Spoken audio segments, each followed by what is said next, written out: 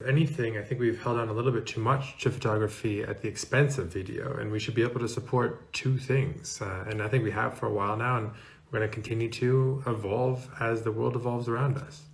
So after seeing that Instagram reel from CEO Adam Mosseri, I thought about two different types of people that post to Instagram.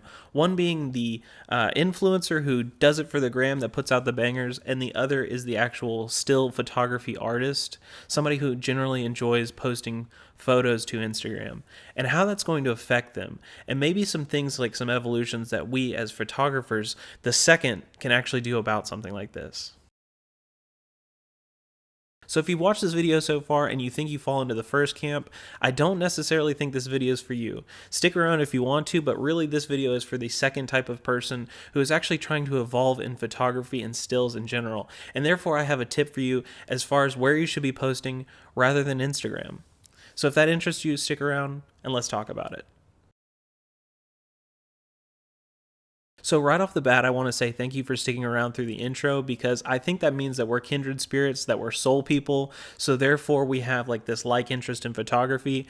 And therefore I want to share a tidbit of information with you on how to actually grow that photography that you want and be like grow your own platform on the internet. So I want to tell you that Instagram is not the only place to post your photos. And I think there's actually a better place right now that's growing even more than like the last decade that it's been around.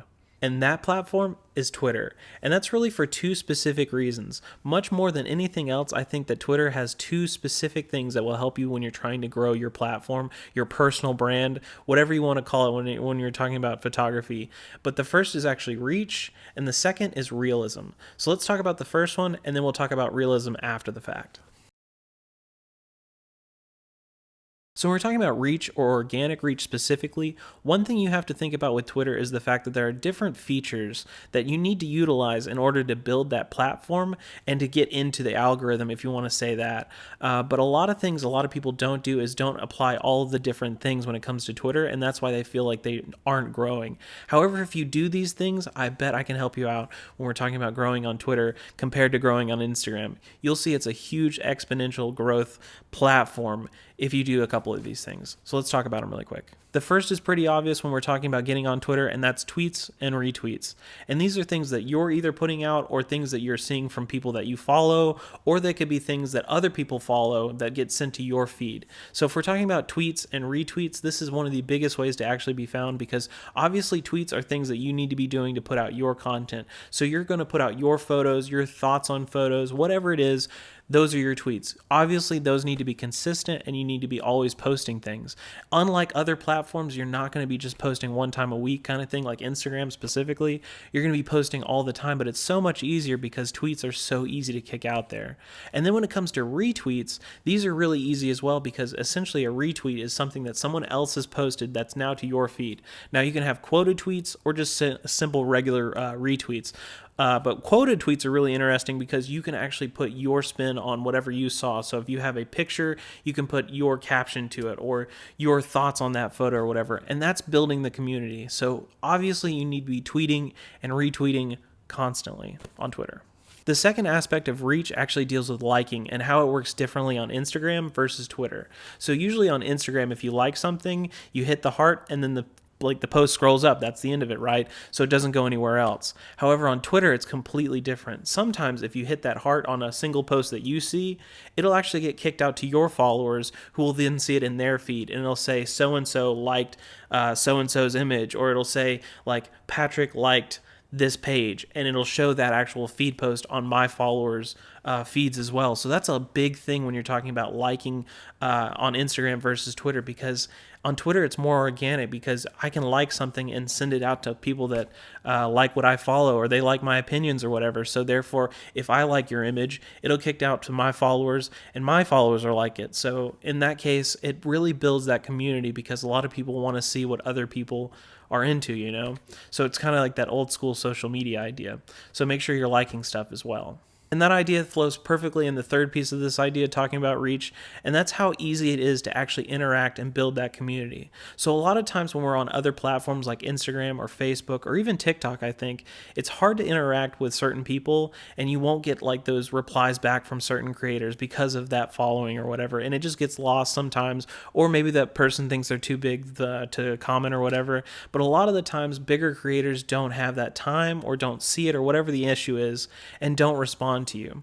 However, on Twitter, I think it's completely different. I think that the @ reply, the retweets, the quoted tweets, all of those things that make communication lines between a user and a creator are so much better on Twitter, and therefore you actually get a lot of that reply back. So I've had a lot of big creators actually help me out through just being able to ask them questions or say, hey, I like your work or whatever. So that's something that I have not seen on other platforms that I have on Twitter. So if you're not interacting with the community, you need to be. Make sure that you're liking their posts, like I was saying in the last one, but also make sure that you're shooting your shot with those big creators. Make sure that you @ Peter McKinnon or Casey Neistat or whoever, because sometimes they reply back, which is really cool to see.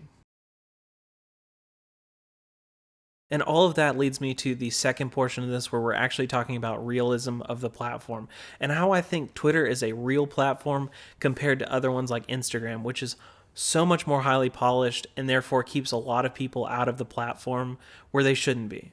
So therefore, I want to talk about a little bit of how realism in Twitter actually makes it such a useful platform. So let's talk about that for a second. An example of this I feel like Instagram does really bad for photographers for is the fact that they make you feel like you need to fit the feed. So we'll go on a photo shoot and take 100 images and then boil that down into 10 images and edit those up. But for Instagram, we only might post that one banger photo, that best one, right? That's like the number one photo. So that's the one that makes the feed because it fits the feed the best, right? But what about those 9 other images? What about all of those other things that you did that don't make it to Instagram? And now you feel like you don't have anything to post. So it's kind of like a perpetuating system, like a self-fulfilling prophecy that you're not supposed to be any good in photography because you only have one photo and it took you all day to do it, or it took you a whole week to do it because you had to go out and shoot, and now you only have this one thing to post, so you need to go out and post again, or you need to go and shoot again or whatever. So it feels like it's always like a constant thing with Instagram versus Twitter, where I feel like you could post all 100 of those images and have people like communicate with you about how they like this one or don't like this one, or how they like really thought this was interesting, or you can make them a collection or whatever. I just think that with Twitter, it makes it into an actual conversation, and you don't feel like if it's not fitting the feed, then you're still okay with it. And just as an aside, I think that whole fit the feed thing that Instagram has going on and has been going on is really stupid for photographers. So if you're doing that, don't do it, because you are more than a single photo style or a single like type of photo or color scheme or whatever else. So post whatever you want to post first of all. But let's go back to the actual idea of this video. So I say all of that to say this: if you're having a hard time posting on Instagram or Facebook or wherever else you're posting your photos to, and you're trying to learn how to get into photography, or maybe you're just tired of the community somewhere else, I think you should definitely try Twitter, because right now photography Twitter is absolutely lit. So go check it out. And with all that, I want to say peace out and enjoy the rest of your day. I hope you'll go out and shoot and then post to Twitter. And right now, I'm still playing Pokemon Unite. If you haven't seen this yet, go download it on the Twitch.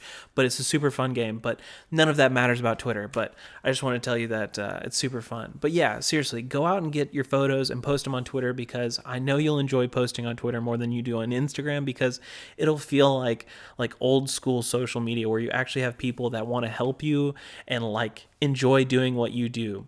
So go out and do it. And also, if you haven't already, make sure you follow me down below, hit that subscribe button, make sure you like and comment, let me know how this works out for you and all that stuff like I usually say in my videos. And for now, I'm going to peace out. I'm going to cover the camera with the switch, and I'll see you in the next one. Peace out, guys.